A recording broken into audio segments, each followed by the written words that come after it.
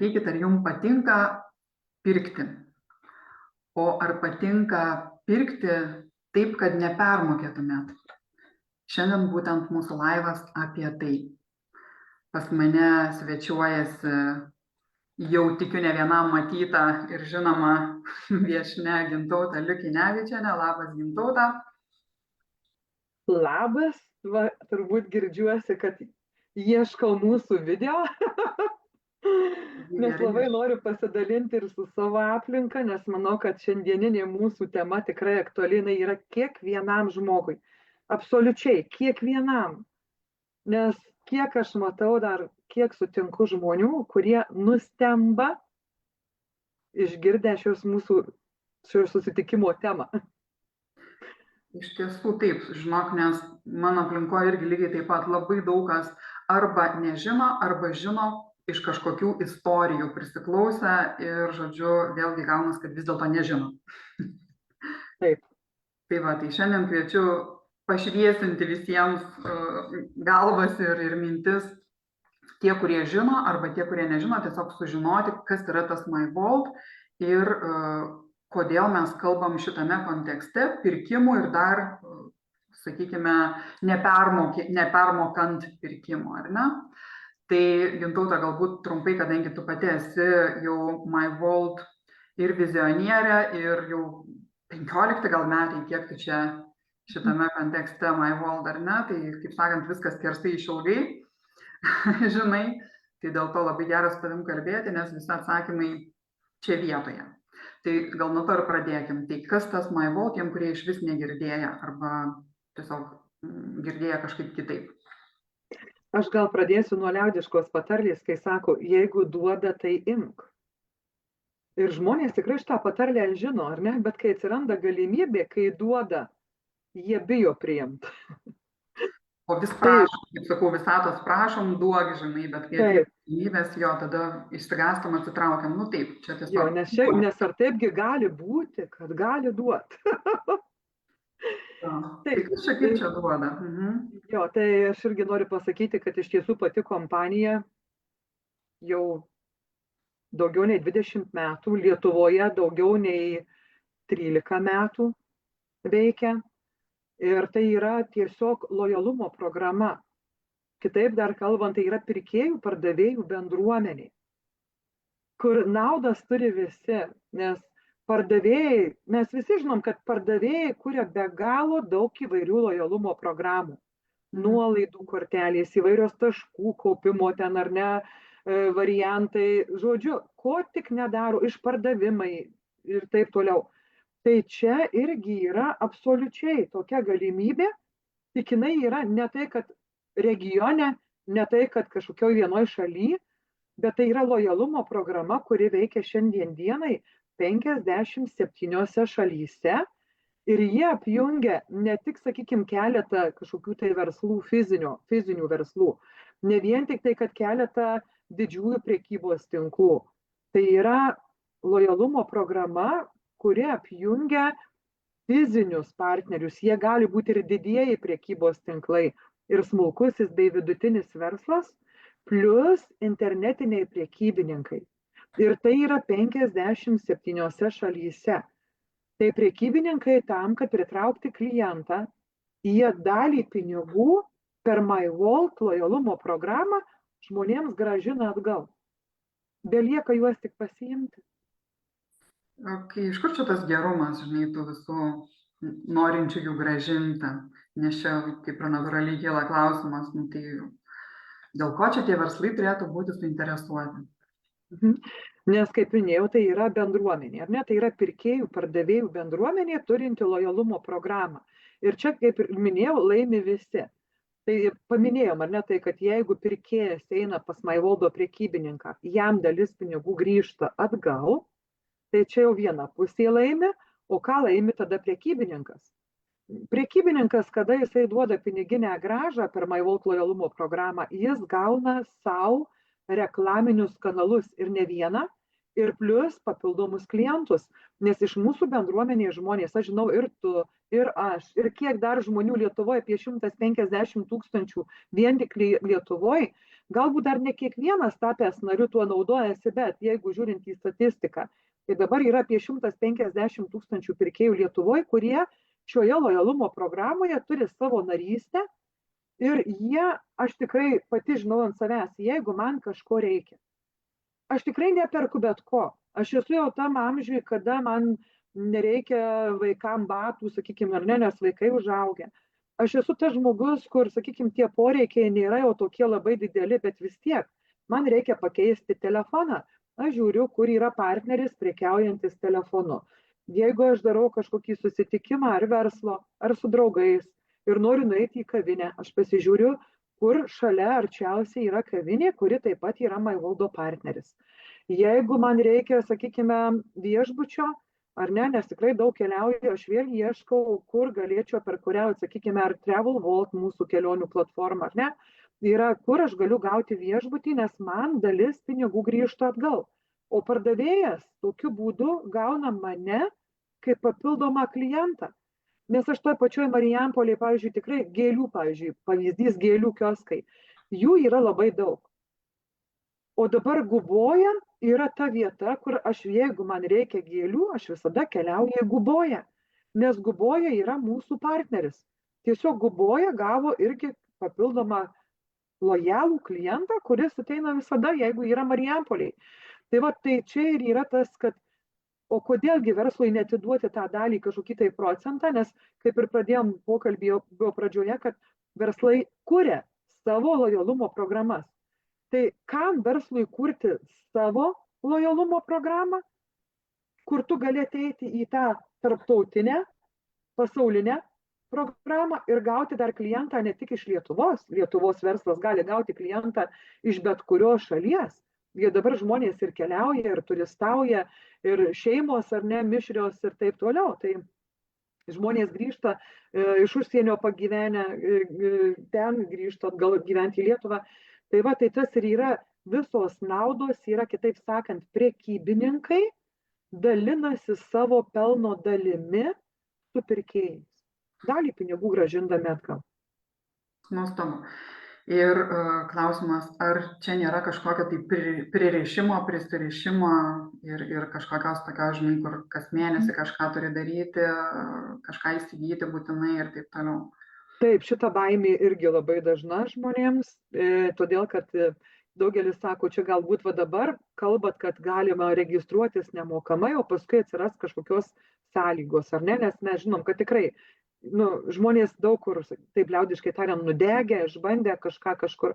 Tai aš noriu nuraminti, tikrai užsiregistravimas į MyWoldo lojalumo programą pirkėjams nieko nekainuoja, nieko neįpareigoja, jokių būtinybių, jokių mėnesinių mokesčių, jokių kortelės mokesčių. Tiesiog perkam, kada reikia ir ką reikia. Ne tai, kad tu privalai ten per mėnesį pirkimus kažkokius daryti. Ne, tiesiog, jeigu apsiperkam pas MyWoldo prekybininką, dalis pinigų grįžta atgal. Jeigu neperkam, nieko negrįžta. Rizika absoliučiai nulis. Jokių įsipareigojimų. Ir jokių mokesčių nieko, ne? Puiku. Tada dar vienas toksai subtilus klausimas. O ar čia tikrai viskas yra legalu? Ar tikrai čia patikima, nes, žinai, kartais kyla visokios mintys apie visokias finansinės piramidės ir ką tik ne. Kaip čia iš tiesų šitam kontekste? Jo, tai dabar dar grįžtu prie bendruomenės. MyWoldo, jeigu taip galima įvardinti, sakykime, tokiais 3 punktais, aš įvardinu, ar ne? Pirmiausia, MyWoldo tai yra platforma, panaši kaip Booking.com. Tik Booking.com jungia pirkėjus viešbučius su klientais.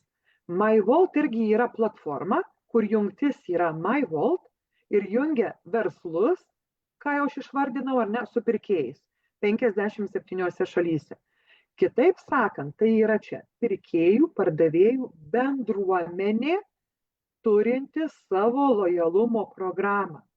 O bendruomenė, jinai veikia netinklinio marketingo principu.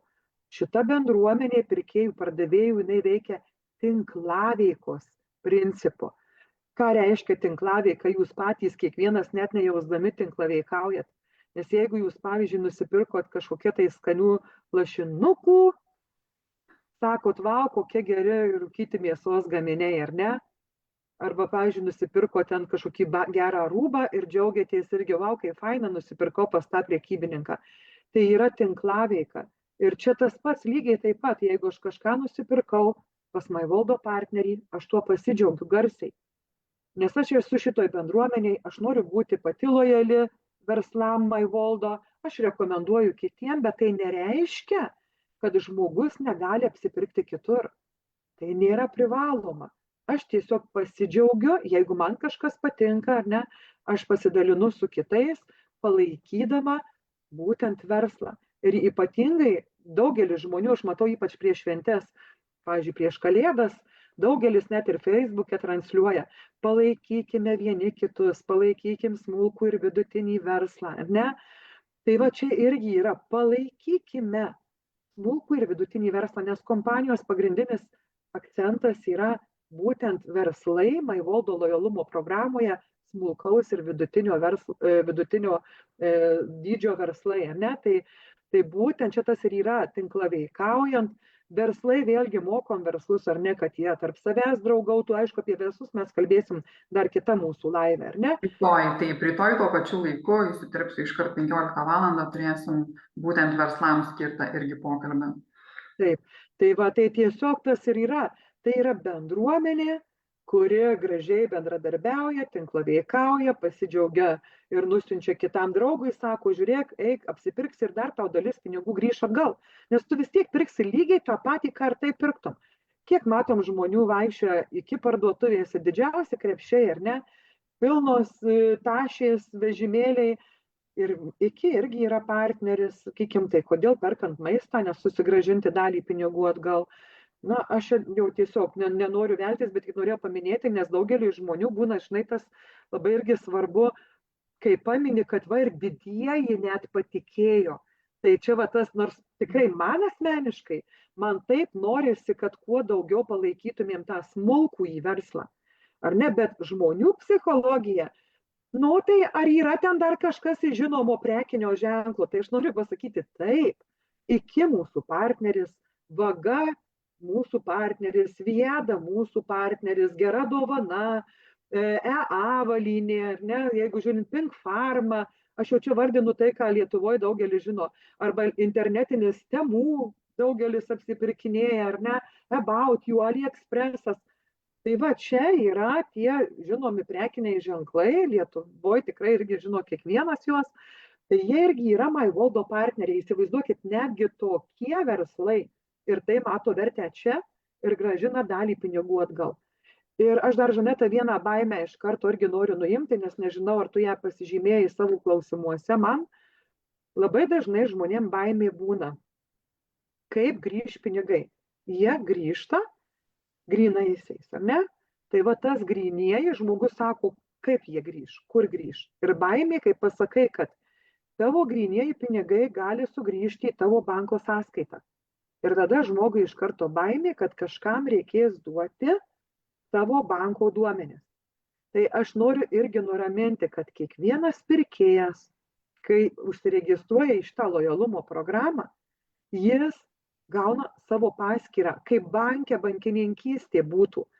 Žmogus susikuria pats savo slaptažodį, turi prisijungimo duomenis ir įėjęs į savo paskyrą, jis tada įveda pats banko duomenis, kur jam pervesti būtent tą grąžą nuo kasdieninių pirkinių.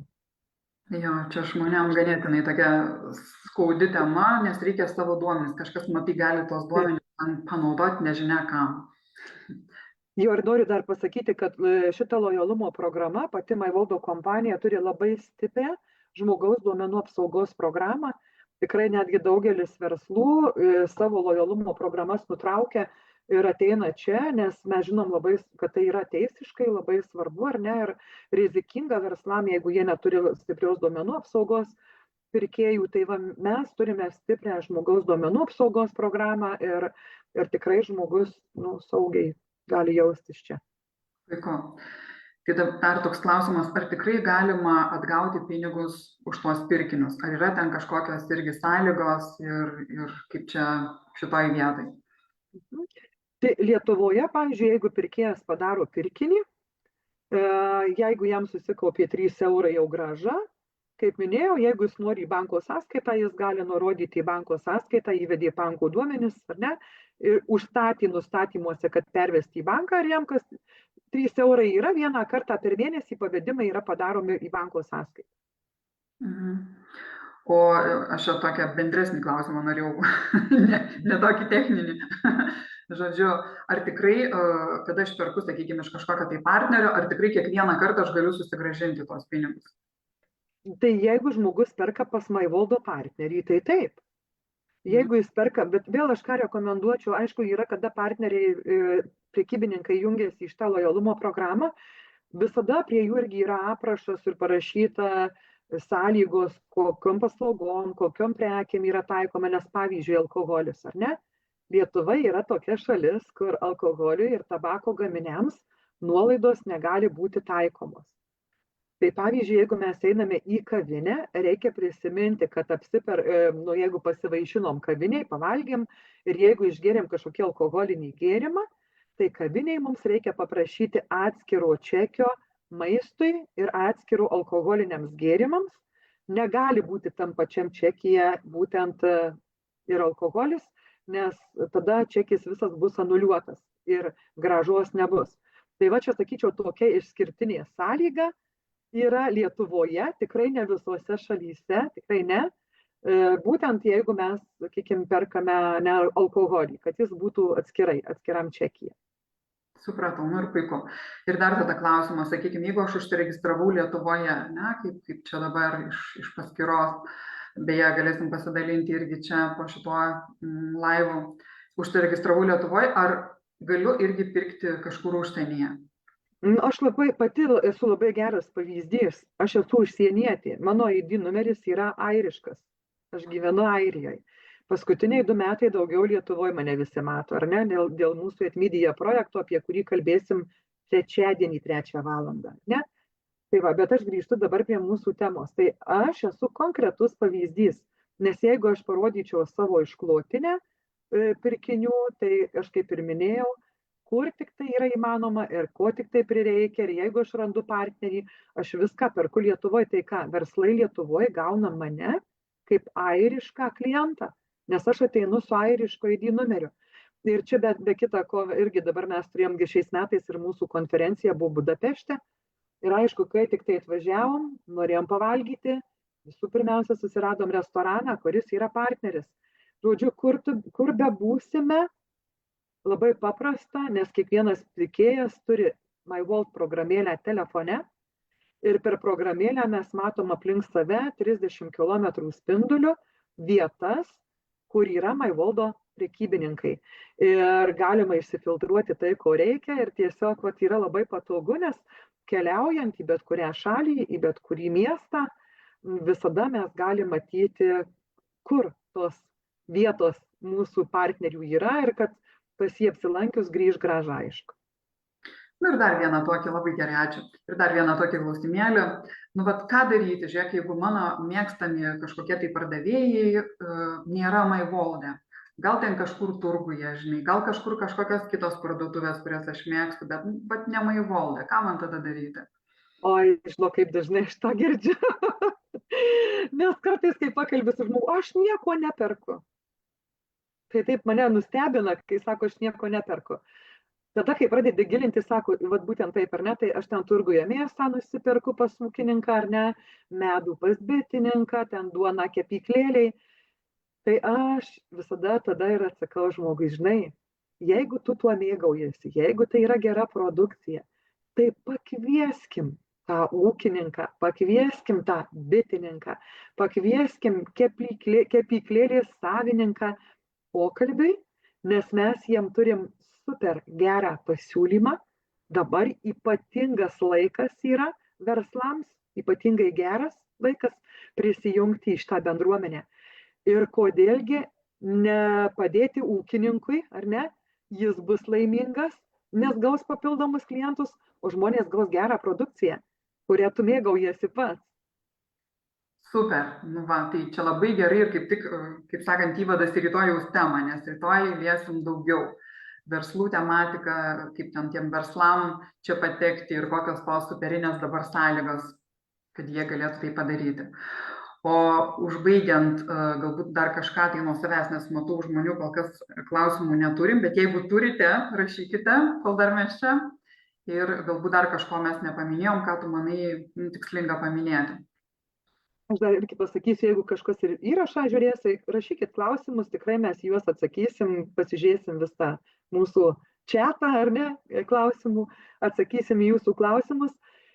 Aš tai noriu pasakyti, kad imkit ir pabandykit. Tai nieko nekainuoja, nieko neįpareigoja, tiesiog kai patys pamėginsit, nes labai patogu. Sakykime, tas pat fiksavimas pirkinio, jis yra paprastas. Jeigu mes atėjom pas prekybininką, kuris yra smulkus ir vidutinis, pasiėmėm čekį ir jį per savo programėlę nufotografavom. Viskas. Tokiu būdu yra užfiksuojamas pirkinys. Jeigu perkam internetu, tiesiog vienintelis papildomas žingsnis – įeiti į savo MyVault paskyrą asmeninę ir tada susirandi internetinį prekybininką ir taip įėjęs į jo parduotuvę, pirkdamas tą patį gauni grąžą. Tai va, tai vieną kartą reikia pabandyti ir tada žmogus sako, oi geras, nu nesitikėjau net, kad čia taip viskas paprasta. Tai mano palinkėjimas.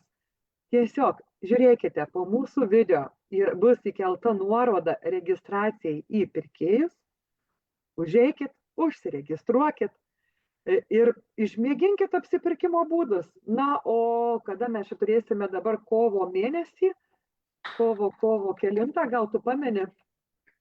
Apie ką mes... Pirkėjams mes kovo 6 dieną turėsime su MyVault atstovę Lietuvoje, vakare vėlgi turėsime Zoomą, kur irgi kalbėsime apie apsipirkimus. Jeigu turėsit kažkokių tai klausimų, būsit kažką pabandę, gal kažkas bus neaišku, tai jūs gausit informaciją iš pačio MyVault atstovo lūpų atsakymus. Ir aišku, tada irgi susisiekit su mumis, nes Zoomo nuorodą atsiųsim prisijungimui. Ir aišku, tikrai mes, aš kaip sakau, padedam kiekvienam žmogui tą pirmąjį žingsnį padaryti, jeigu kažkas neaišku, nes mes esam bendruomenė. Ir čia yra kuriama ta aplinka saugi, jauki, draugiška aplinka. Tai visi rinkodaros specialistai rūpinamės, kad visi būtumėt laimingi. Dėl to ir man čia gera, ir man čia patinka, ir dėl to aš čia taip pat esu. Ačiū, Gintauta. Pasidalinsim ir susitiksime dar rytoj. Pratęsim mūsų pokalbį. Tai aš dar tuo pačiu irgi noriu pakviesti, jeigu dar tu neišjungiai. Dar ne.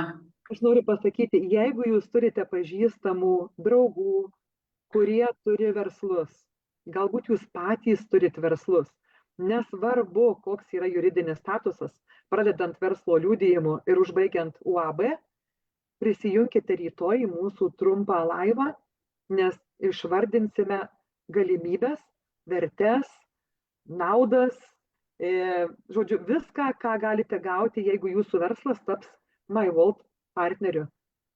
Lauksim rytoj 15 valandą. Lietuvos laiko taip. Iki pasimatymo, Gintautai, ir visiems, kas mus stebite. Iki. Ačiū labai. Iki ryto.